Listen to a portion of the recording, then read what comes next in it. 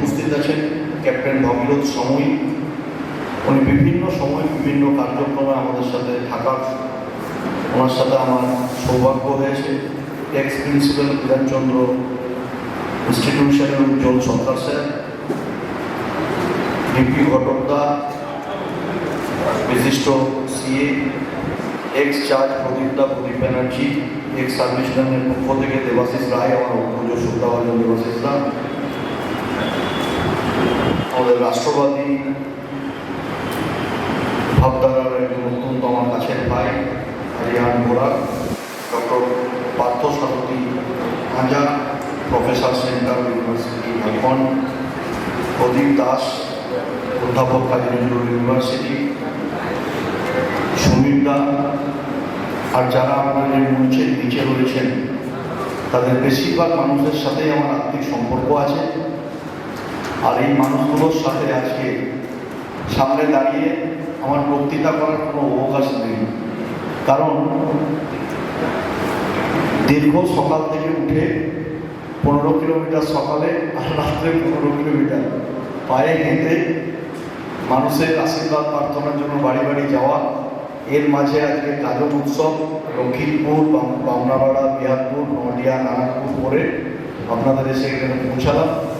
এরপর সালান পুরিয়ায় কিছু মানুষ ওখানে সকলে মিলে অপেক্ষা করছেন, সেখানেও যেতে হবে। শুধু আপনাদেরকে আমি একটু বলতে চাই, এই শহরে একটা গ্রামে আমার জন্ম হয়েছে, দুর্গাপুর স্টেশন লাগোয়া কর্মপাড়া গ্রাম। আমার বাবা একজন সেলের এমপ্লয়ি ছিলেন, পরবর্তীকালে সেলের রেজিগনেশন দিয়ে ABBL কোম্পানিতে জয়েন করেন।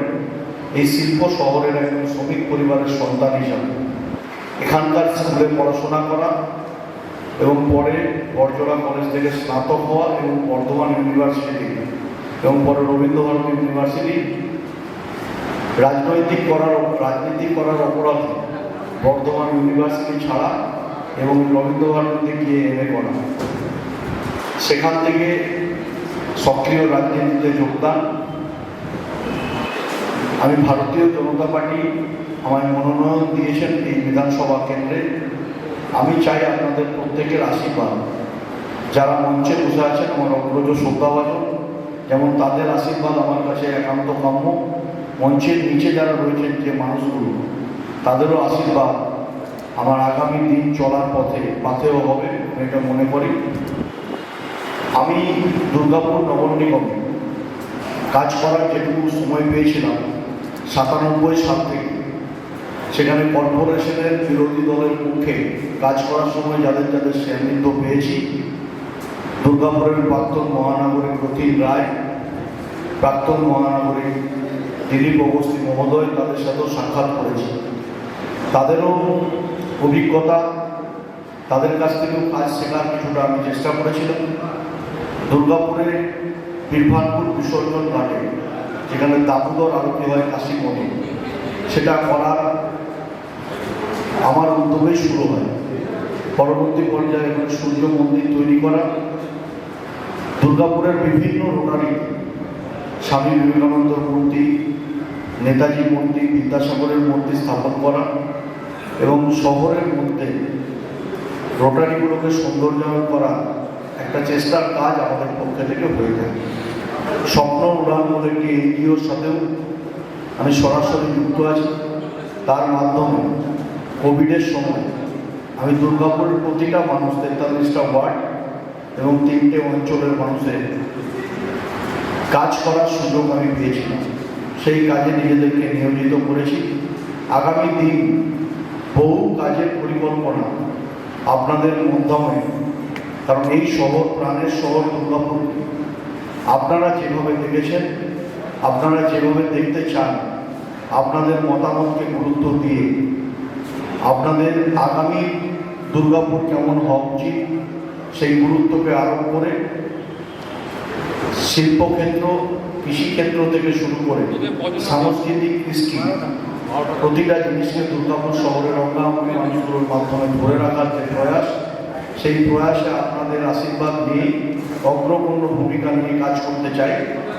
এই চলার পথে আপনাদের যে প্রস্তাবগুলো থাকবে সম্মিলিতভাবে, সেই প্রস্তাবগুলোকে কার্যকর করাই হবে আমাদের আগামী লক্ষ্য। কারণ এই দুর্গাপুর শহরের গরিমাকে একটা অপশক্তি প্রতিদিন ক্ষয়িষ্ণু করছে। সেটা সৃষ্টির দিক থেকে হতে পারে, কৃষ্টির দিক থেকে হতে পারে, সংস্কৃতির দিক থেকে হতে পারে।